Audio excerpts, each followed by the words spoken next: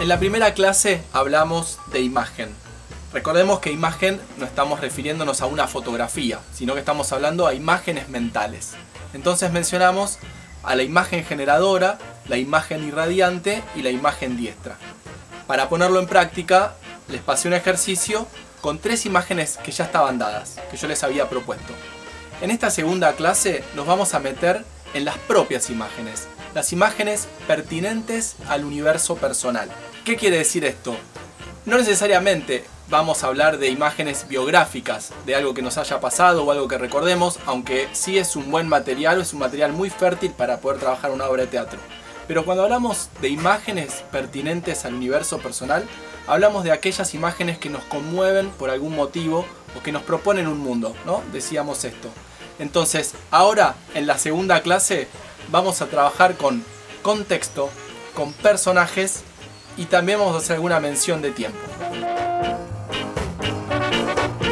Sin importar la época en la que suceda nuestra obra, en dramaturgia siempre escribimos en presente. Es decir, la obra puede suceder en un pasado remoto, puede suceder en un futuro lejano, puede suceder en una época actual, el tiempo también puede estar anulado o incluso podemos crear un nuevo tiempo en la obra. Sin embargo, en la escritura dramática siempre hablamos en presente. ¿Por qué? Porque este género tiene esa característica. Aquello que sucede, sucede en ese momento en el que es representado por actores y actrices y que es compartido en la experiencia del público. Esto, por ejemplo, lo diferencia de la narrativa, que tenemos esta figura de narrador omnisciente en primera o en tercera persona que todo lo ve, que nos va llevando por el mundo, que nos va contando sus detalles, que nos presenta a los personajes, nos puede contar exactamente qué tiene debajo de la cutícula de su uña y nosotros lo vamos a ver. Sin embargo, en dramaturgia esto no es posible. También es algo que nos diferencia con el lenguaje del cine, ¿no? Un lenguaje absolutamente hiperrealista que tiene la capacidad de meterse dentro de la cámara, dentro de una bala que llega hasta la cabeza de un personaje, ¿sí? Esto en teatro obviamente es imposible. Podríamos decir que tenemos recursos un poco más pobres, pero eso nos vuelve más ingeniosos a la hora de escribir. Tenemos otras herramientas, como los índices. Por ejemplo, si yo tengo una escena en la que está lloviendo, pero es un espacio cerrado, simplemente con el goteo puedo traer la lluvia o puedo hacer que uno de mis personajes ingrese absolutamente mojado. Si bien no tengo la lluvia en presente cayendo, la estoy indicando mediante estos símbolos. Otro de los elementos fundamentales en dramaturgia son los personajes. Vamos a hablar de 2 caminos que por lo general existen para componer nuestros personajes en una obra de teatro.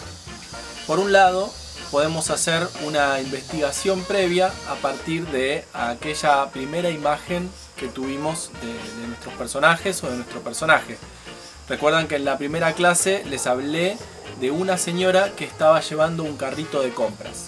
Bueno, yo antes de ponerme a escribir la obra, puedo pensar en esa señora, ¿sí? Puedo visualizarla e imaginarla en distintas actividades en su vida cotidiana. Me la puedo imaginar limpiando su casa, me la puedo imaginar conversando con un vecino, me la puedo imaginar en su juventud. Entonces, de esta manera, yo empiezo a copiar distinta información que después me va a servir para ponerla en juego en la obra. Es decir que yo empiezo a pasar un tiempo con mis personajes para ir descubriendo cuáles son sus particularidades, qué detalles tienen. Por ejemplo, si tiene algún apodo, si tiene algún tatuaje, qué lleva en su cartera, si se pinta. Digo, toda esta información es la que a mí después me va a servir para continuar.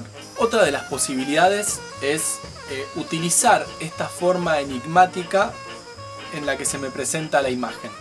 Es decir, esta misma señora, en vez de entrar y explorar previamente su historia o sus signos particulares, lo que puedo hacer es simplemente dejarla actuar, accionar en cada una de las escenas que voy escribiendo.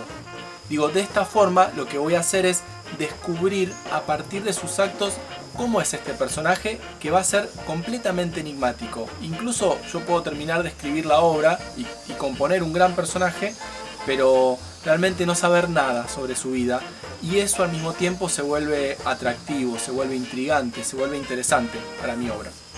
Es decir, que estos dos caminos son posibles.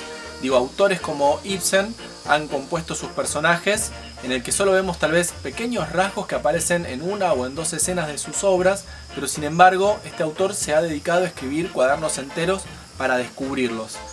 Y en otro caso tenemos a Pinter, por ejemplo, que él no sabe nada de sus personajes, e incluso termina sus obras sin saber exactamente quiénes eran. Pero eso le da una característica muy fuerte, enigmática a su obra. Digo, y las dos conviven y las dos son posibles. Lo que sí creo que es importante es que nuestros personajes no se vuelvan planos. Y en esto sí hay que estar principalmente atentos y atentas. ¿Qué significa que un personaje se vuelva plano? Bueno, cuando un personaje es solo bueno durante toda la obra, o un personaje es solo malo, o un personaje está siempre triste, o tiene una característica que la sostiene sin contradicción a lo largo de toda la obra. ¿Qué pasa con esto? El personaje se vuelve predecible. Entonces, lector, lectora, espectador, espectadora, se empieza a aburrir porque aquello que va a suceder ya lo sabe de antemano. Y tratamos de evitar esas zonas porque sabemos que la literatura dramática y la literatura en general también es un entretenimiento. No tiene nada de malo asumirlo como tal. Digo, no es únicamente entretenimiento, pero sí tenemos que saber que hay distintas estrategias para avivar la chispa de nuestro trabajo. Entonces tenemos que permitir que nuestros personajes entren en conflicto con sus propias contradicciones, porque eso se va a volver mucho más atractivo. Primero para la escritura y segundo para quien lo reciba. Por ejemplo, tenemos dos personajes en una estación de tren.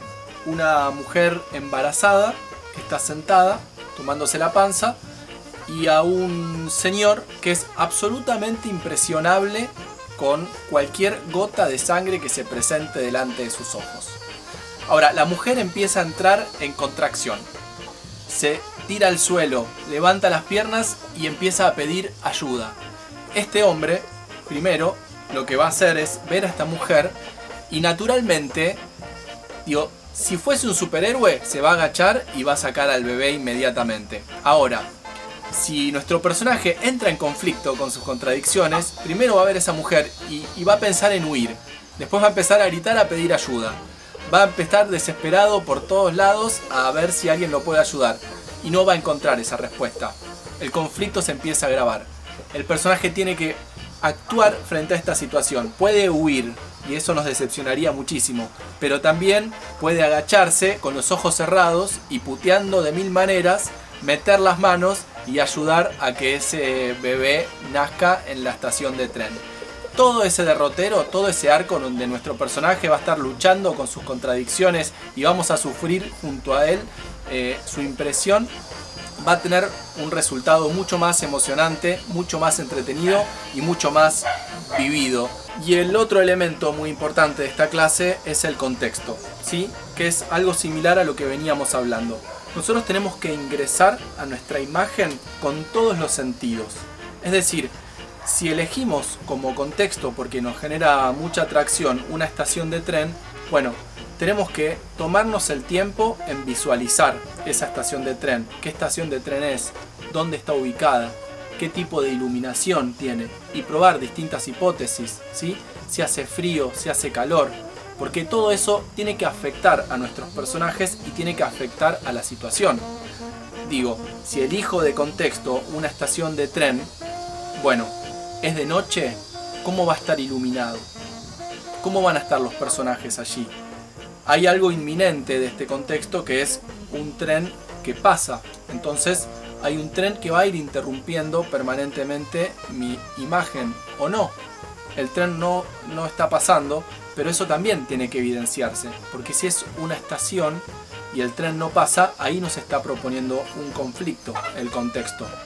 Entonces, es muy importante a la hora de elegir el contexto que sea una imagen personal, que sea algo que a nosotros nos conmueva, porque todo este mundo que nosotros estamos diciendo, insistimos, que nos va a aportar a la imagen teatral, va a entrar en juego, no solo en la descripción inicial de la imagen, sino en la situación y en el conflicto que se va a desarrollar a lo largo de la obra. Imaginémonos si en esta estación de tren, de pronto, en vez de venir un tren, viene un auto.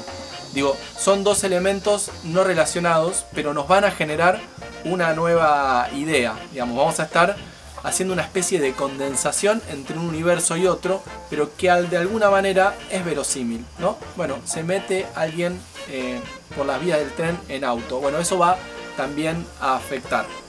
Entonces, en el contexto es fundamental, sí, tomarnos el tiempo para visualizarlo con todos los sentidos y pensar en las múltiples posibilidades que nos ofrece, no solo a nivel estético, sino a nivel sensorial.